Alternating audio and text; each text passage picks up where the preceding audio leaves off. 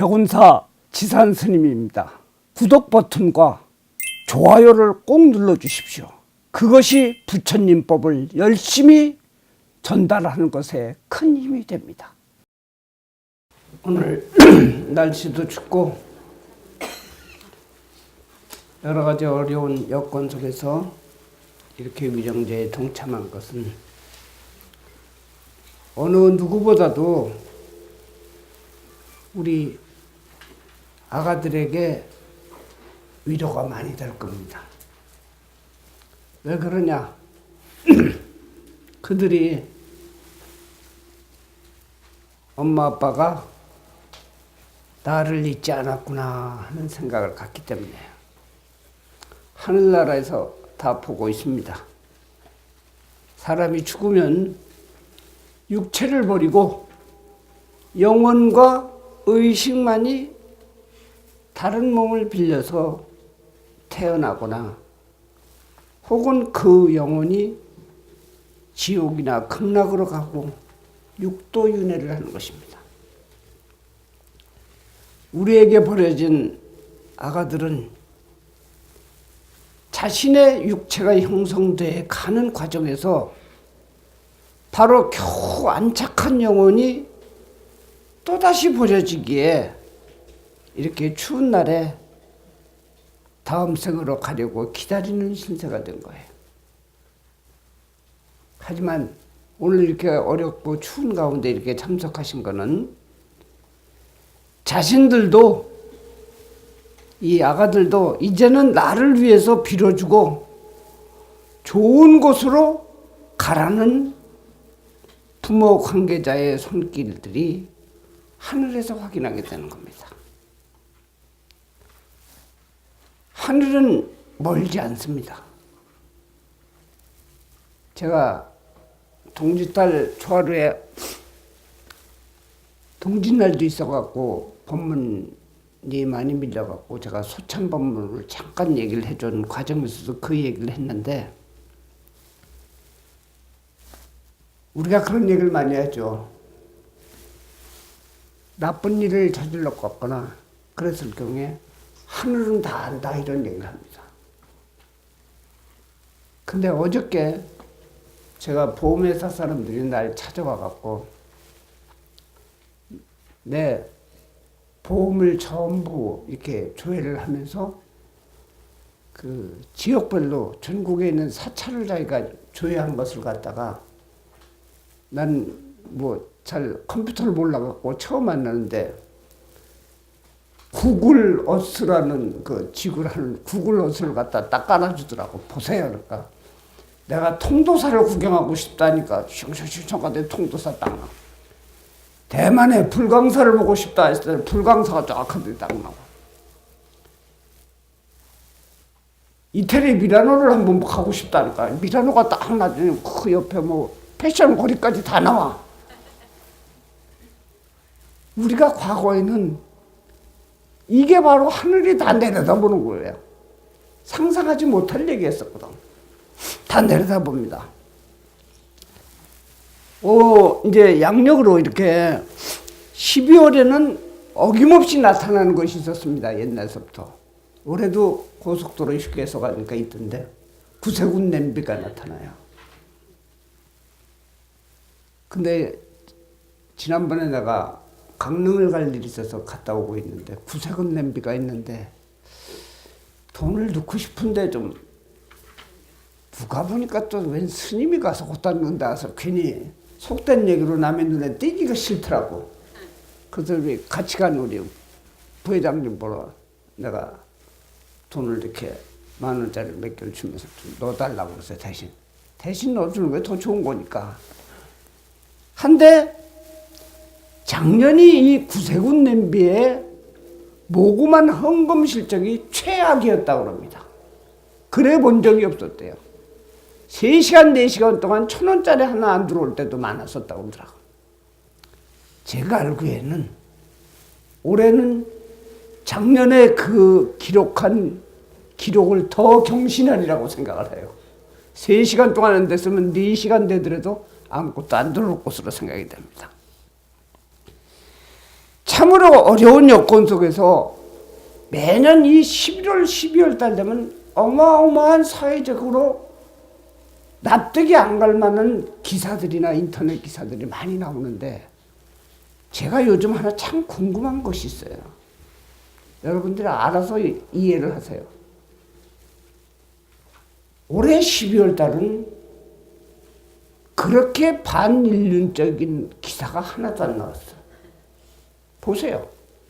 지금도 제가 이 본문을 나오면서 혹시 뭐가 또 나가갖고 네이버 다음 검색을 했는데 그런 건 안 나와요. 나오지 말라고 그래서 그러는지 민심이 흉흉해서 그러지는 않아요. 하나도 안 나오는데, 그 이전까지는 이 겨울대 되면은 부모, 형제, 부부간에 자기의 이익을 위해서 서로 죽이는 일들에 대한 것이 쉽게 나왔어요. 외국에서는 무차별 총기 난사인데 그거는 나옵니다. 지금 우리나라 외에 외국에서 무차별 총기 난사한 것들은 다 나와요. 또 작년 기사만 하더라도 검색을 해보니까 친아버지가 친딸을 끊임없이 10년 이상을 동안 성폭행할 때 그런 사건들도 있고, 또 손자가 할머니를 갖다가 할머니 재산 때문에 죽였다는 살해한 일, 또 자살을 하는 자살 동호 사이트에서 뭉청 모여갖고 한 곳에서 다 자살했다는 내용들, 그런 추운 날씨와 같이 그러한 좋지 않은 기사들도 상당히 많습니다. 반면에 좋은 기사들은 올해도 조금씩 납니다. 올해는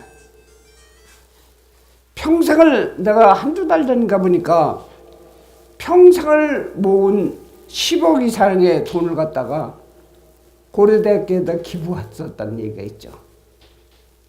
또 장애자라고 누구든지 다 장애자를 싫어하는 부모마저 버린 애를 갖다가 자기가 양부모가 돼서 그 애들을 많이 길러주는 좋은 일들도 있어요.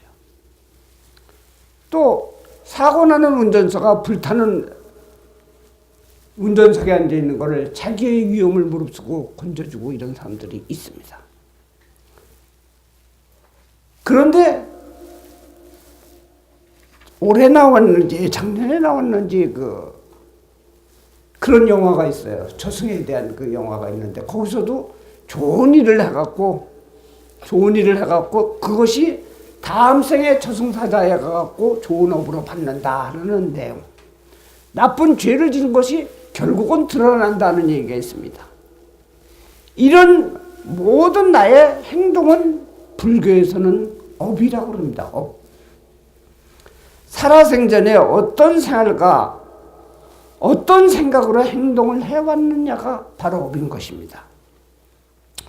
지금 여러분들도 낙태를 한 죄, 몸을 잘못 관리하여 유산한 일들, 이 또한 업입니다. 지금 여러분들이 받고 있는 여러 가지 어려움의 원인들도 이 생의 업보요, 전생의 업보인 것입니다. 이토록 업보는 무서운 것이에요. 우리가 업보라고 하면 전부 전생의 업보만 생각을 하는데 그렇지 않아요. 지금은 조금 아까도 얘기했었지만 하늘에서 이렇게 내려다보는 시대이기 때문에 10년 전에 잘못한 거, 5년 전에 잘못한 거 바로 받는 이런 이생에 받는 업보들이 많습니다. 경전에 보면은 밀린다 왕문경이라는 경전에 나오는 이야기를 하나 해드릴게요. 이 밀린다 왕이 나가세나 스님하고 서로들 대화를 하면서 묻습니다. 스님, 보통 불 속에 던져진 조약돌은 하루 종일 불에 타도 녹지 않고 그대로 있지만 지옥불에 들어간 큰 집채만한 바위는 들어가자마자 순식간에 녹아버린다고 합니다. 그런데 이 왕이 얘기하기에 저는 이 말을 믿지 않습니다. 또 스님들은 지옥에서 태어난 생명들은 수십만 년간 지옥불에서 타더라도 녹아 없어지는 것이 없다고 합니다. 나는 이 말도 믿지 않습니다. 그렇게 얘기하니까 이 밀린다 왕에게 나가세나 스님이 얘기를 합니다. 임금님, 암상어와 암악어, 암거북이는 단단한 돌멩이와 자갈 모래를 먹습니까? 안 먹습니까? 먹습니다. 그러면 그 돌멩이나 자갈 모래가 뱃속에 들어가서 어떻게 됩니까? 없어집니다. 녹아버립니다. 그렇다면은 암상어, 암악어, 암거북이의 뱃속에 있는 태아들도 녹아 없어집니까? 물어봅니다. 밀린다 왕이 그렇지 않습니다. 그럼 어찌하여 자갈 돌멩이는 녹는데 태아는 녹지 않을까요? 하고 묻습니다. 그러니까 왕이 아마 업 때문이겠죠. 이렇게 얘기를 했어요. 그러니까 이 스님이 잘 아십니다. 맞추셨습니다. 마찬가지로 지옥에서 태어난 생명체는 지옥에서 순살나고 이렇게 태어났다는 것이 아니라 우리가 살아생전에 잘못된 일이 있어서 지옥으로 가는 순간이 지옥에서 태어나는 거예요. 지옥에서 태어난 생명체는 수천 년 동안 지옥에 있어도 자기가 지은 업 때문에 녹질 않습니다. 지옥에 있는 생명체는 거기서 태어나서 거기서 성장하여 거기서 죽습니다. 그러므로 부처님께서는 자기가 지은 악업이 소멸될 때까지는 죽지 않는다고 말씀하신 것입니다. 지장경 제1품 도리천공 신통품에 무슨 얘기가 나오냐면요. 지옥에 올 수 있다는 것은 부처님이 시찰을 하고 올 수 있는 부처님의 위신력이 아니면은 바로 업력 때문입니다. 이 두 가지가 아니면 이곳에 올 수 없습니다. 라고 얘기합니다. 그것이 경전에 나와 있어요. 업에 대한 과보가 얼마나 큰 것인지를 불교에서 말하는 겁니다. 하지만 업보는 숙명론적인 것은 아닙니다. 우리가 업보를 대신할 공덕의 업을 쌓고 진정한 참회를 한다면 그 과보의 시간은 줄고 소멸할 수 있는 것입니다. 우리는 수많은 죄 중에 공업에 의한 살생을 했어요. 공업. 남녀가 같이, 공범이나 마찬가지예요. 같이 하는 업에 의한 살생을 하게 된 것이다. 또 부처님은 계살방생문에 이르기를 10가지 선업과 불선업 중 가장 큰 죄업이 살생이다. 또 사견이라고 그럽니다. 사견이라는 것은 우리가 팔정도를 공부를 할 때 첫 번째 나오는 얘기가 있어요. 정견이다. 올바른 견해다 이게. 올바른 본다가 아니라 모든 것이 올바른 판단을 할 수 있는 내 눈으로 본다는 정견을 으뜸으로 칩니다. 그런데 정견이 아니고 사견, 잘못된 견해를 갖고 있는 것이 살생하고 사견을 갖고 있는 것이 가장 큰 죄라고 얘기합니다. 우리가 사견을 갖게 되면요, 이런 사람들 있죠. 여러분들 이 자리에 모인 사람들은 그러시면 안 됩니다. 나는 한 번 나쁘게 본 사람은 끝까지 나쁘게 막아요. 걷는 것도 나쁘고 밥 먹는 것도 나쁘고 화장실 가는 것도 나빠 보이고 보는 것마다 다 나빠 보인다고 합니다. 이거 고치셔야 됩니다. 일종의 사견이에요. 하나의 생명체를 죽이면 500생을 갚아야 된답니다. 500번 다시 태어나면서 갚아야 된다 얘기예요. 한 중생을 죽이면 1중급 동안, 겁이라는 것이 상당히 큰데 1중급 동안 지옥에 떨어져 있게 된다고 합니다. 불교에서는 생명이 제일이라고 생각하기 때문인 거예요. 생명이, 불교에서 무조건 살생중대 금일첨에 불살생 이렇게 시작을 하지 그 뒤에 불망호, 불투도 이걸 갖고 얘기하진 않아요. 살생을 으뜸으로 생각을 합니다. 그건 왜 그러냐? 모든 감각과 모든 정신과 모든 것을 갖고 있는 유정 중생은 죽기를 바라는 중생은 하나도 없다고 합니다. 제가 이 죽기를 바라는 중생이 없다고 그래서 가끔 여러분에게 해주는 얘기가 있습니다. 여기 새로 오신 분들이 있으니까 재미나라고 내가 한마디 해드릴게요. 옛날에 왕이 자기를 위해서 열심히 일한 광대가 있었어요. 요즘으로 말하면 배우, 연예인이죠. 광대가 있었는데 어느 날 그 광대가 돌이킬 수 없는 실수를 저지른 거예요. 왕의 노염을 사서 사형에 처하게 돼 있어요. 이 내용의 경전에 되면은 왕의 여인을 인기가 좋으니까 건드렸었어요. 그래갖고 돌이킬 수 없는 죄를 져갖고 사형에 처하게 됐어요. 근데 가만히 보니까 그동안 광대가 자기를 위해서 참 충성을 하고 참 노력도 많이 하고 많이 웃겨주고 힘들 때 너무 나를 많이 도와줬단 말이에요. 가만히 생각을 하니까 끝으로 나도 자비를 베풀자 해갖고 그 왕에게 이런 얘기를, 광대에게 이런 얘기를 합니다. 너는 큰 죄를 지어 사형을 면할 수가 없다.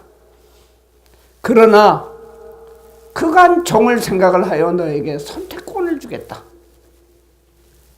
죽는 것도 여러 가지 방법이 있는데 네가 원하는 방법으로 내가 죽여줄 테니까 어떤 방법으로 죽길 원하느냐? 목매달아 죽는 거 낫느냐? 칼로 베 죽는 게 낫느냐? 불에 태워 죽는 것이 낫는 것이냐? 그냥 땅속에 묻어 죽는 거 택해라 하고 얘기했었더니 이 광대가 한참 생각하고 있다니. 임금님, 왜? 딱 하나가 있습니까? 말해라, 들어봐라. 그러니까 그냥 늙어 죽고 싶습니다. 이토록 누구나 죽음은 싫습니다. 죽는 건. 다만 하나의 중생은 죽기를 바란다고 합니다. 바로 지옥세계에 있는 중생은 죽기를 바랍니다. 너무 괴롭고 너무 고통스럽기 때문에 빨리 죽기를 바란다. 지옥으로 안 가기 위해서 불선업을 짓지 말아야 한다. 가벼이 생각 말아야 한다. 제가 몇 년 전에 여기 가까운 은행에 은행 지점장이 저하고 친했는데 이분이 대출 관계 때문에 나한테 대화를 하다가 우리 절에 여기 오면 꼭 쌀도 올려놓고 절도 하고 기도를 하는데 내가 그런 얘기를 한 적이 있었어요. 그렇게 불의를 저지르게 되면은 안 됩니다. 전생에 상당히 업장이 많아갖고 일이 잘 안 풀리는 겁니다. 그랬더니 스님 지금 이생 바쁘게 살기도 바쁜데 무슨 전생 타령이십니까? 난 전생을 안 믿습니다. 이렇게 얘기를 하더라고요. 그런데 우리는 전생을 안 믿을 수밖에 없는 사람들로서만 이 자리에 모여 있는 겁니다. 그래서 늘 내가 하는 행동이 남에게 어떤 피해가 될 것인가를 생각을 해봐야 되는 거예요. 부사론에 따르면 여러분에게 빠져나갈 길을 지금 제가 전달해 드릴게요. 만약 꿈속에서 죽이든지 벌레나 개미 등을 모르고 밟아 죽였다면 이것은 살해할 마음이 없었다는 것이므로 축적되지 않는 업이라고 한다. 제가 그런 얘기를 많이 듣습니다. 유산, 낙태유산 이것 갖고 상담을 하다 보면은 전혀 인공유산은 아니었는데 자연유산이나 계류유산이라는 것이 있습니다. 뱃속에서 잘 자라던 아이가 심장이 멈춰갖고 죽는 경우가 있어요. 이렇게 된 것은 축적되지는 않지만 본인이 몸을 잘못 관리하는 죄는 남아있는 겁니다. 낙태를 10번 하신 분이 있는데 그 중에 낙태라는 게 습관성 저거가 있기 때문에 자기도 모르게 낙태된 경우들이 있습니다. 분명히 있어요. 10번에서 나도 알게 한 것이 4번이라면 서너 번은 또 자기도 모르게 되는 경우가 있어요. 두 가지 죄업을 같이 지게 되는 거예요. 임신을 하게 되면은 내가 습관성 낙태에 대한 어떤 유산에 대한 전력이 있거나 이랬으면 몸을 잘 관리를 해야 돼. 가만히 누워 있어야 돼. 한 4개월이나 5개월 동안 이래야 되는데 그걸 못 하거든.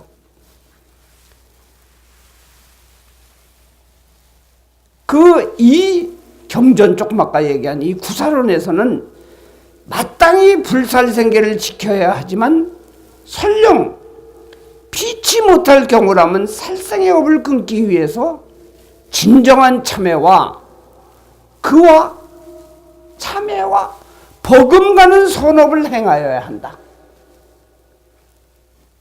그 첫째가 방생이라고 합니다. 첫째가 방생이고 둘째가 보시입니다. 보시.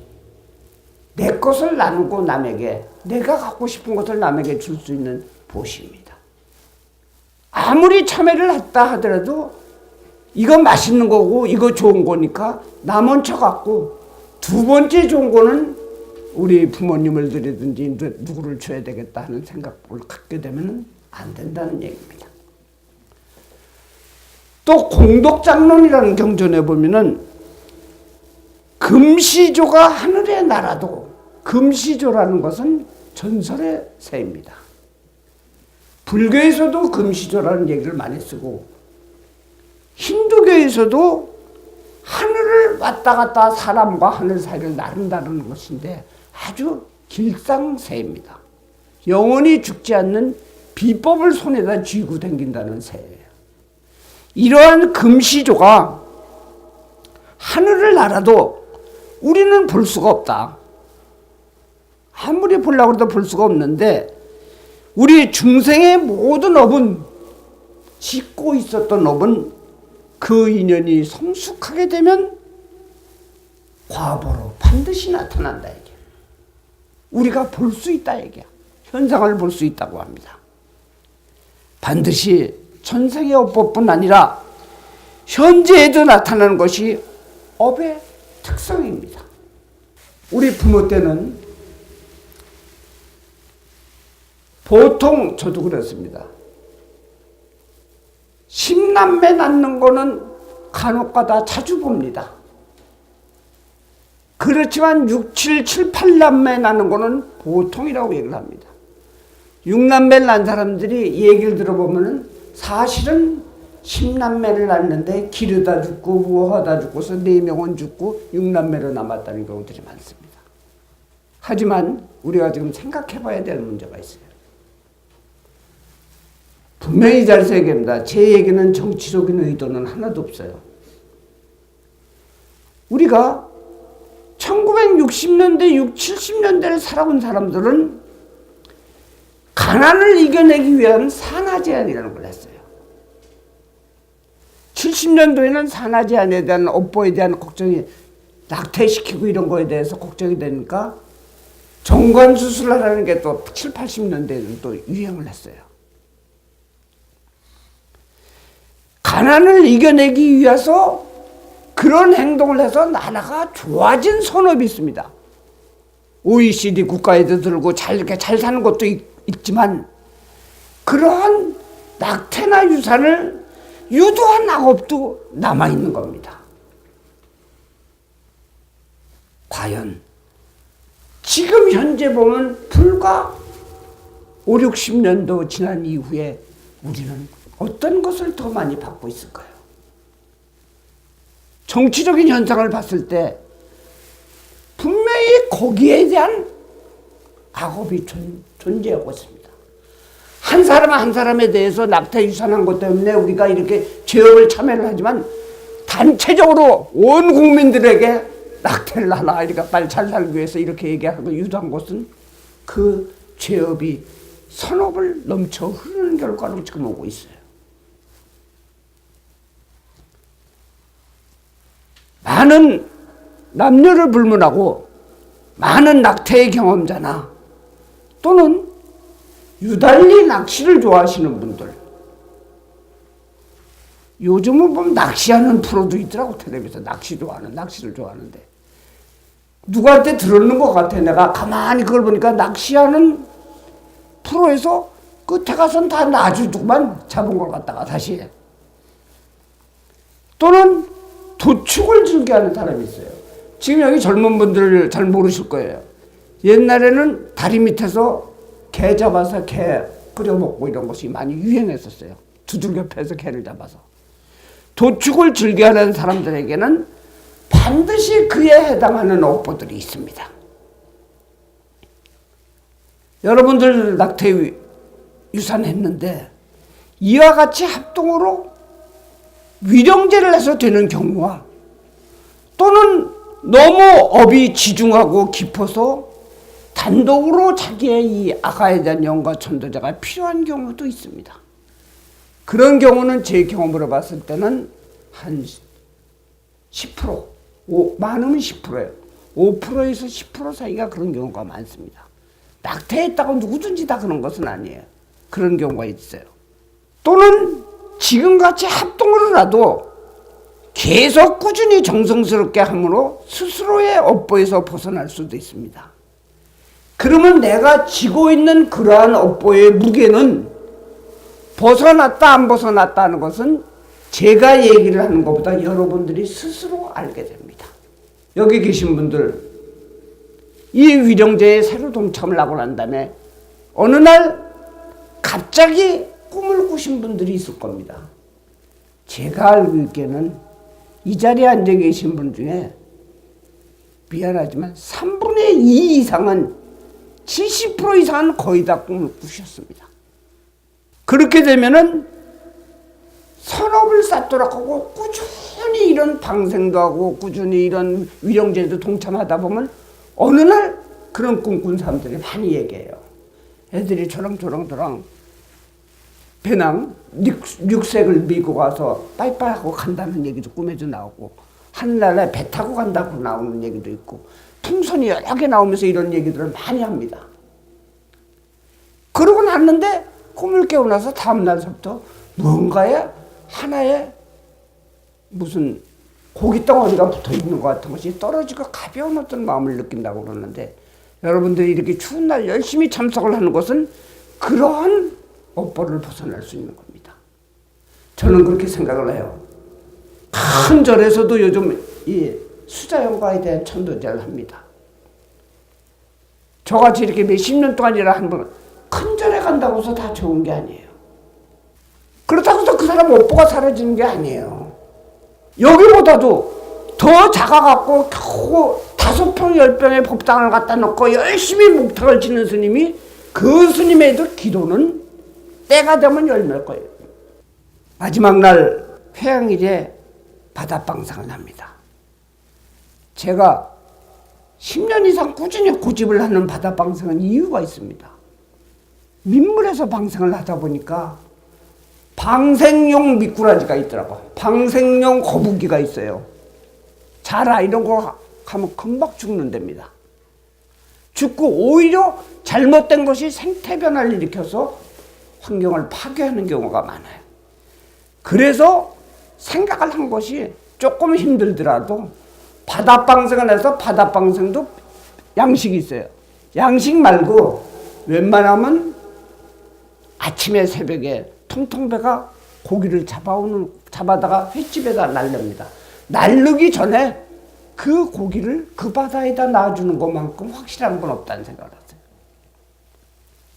그래서 10몇 년 동안 그 방생을 하고 있는데 참으로 그 방생의 영험함을 느끼는 분들이 많습니다. 시작은 우리 아가가 낙태유산 안에 버려진 아가 때문에 내가 방생을 참석을 하는데 다른 일들이 자꾸 좋아진답니다. 얽혔었던 일들이. 그거는 왜냐하면 사람은 살생의 업이 가장 지중하기 때문입니다. 여러분들 오늘 사제인데 다음 오제가 염라대왕이 재판하는 날이라고 그래요. 돌아가신 영가. 우리 아가 영가들도 이제 너희 어머니의 기도와 참회가 지중하니까 좋은 곳으로 가라 하고 딱 판단을 해주는 날이라고 합니다. 그런데 공교롭게 이 날이 동지예요. 동지하고 오제하고는 딱 들어맞는 궁합이에요. 동지는 뭐냐? 겨울 동자의 지극할 지자예요. 밤이 가장 어두울 때예요. 밤이 가장 길어요. 하지는 여름, 낮이 가장 길잖아요. 밤은 어두움이 가장 긴 때란 말이에요. 이 어두움을 동지가 지나면서부터 그게 아침 7시 몇 분인가 그러던데 그 시간이 지나면서부터 서서히 밝아지기 시작을 합니다. 그래서 내가 여러분들에게 동지 부적을 직접 다 써서 하나씩 주는 이유가 거기 있는 거예요. 그 가장 중요한 게 제가 국어군화 기도하시는 분들에게 금음날 부적을 써주는 이유가 그겁니다. 금음날에서 그 다음날서부터 한껏이 달이 커지기 시작을 하거든요. 동지는 동짓날서부터 해가 커지기 시작하는 거예요. 밝아지기 시작하는 거예요.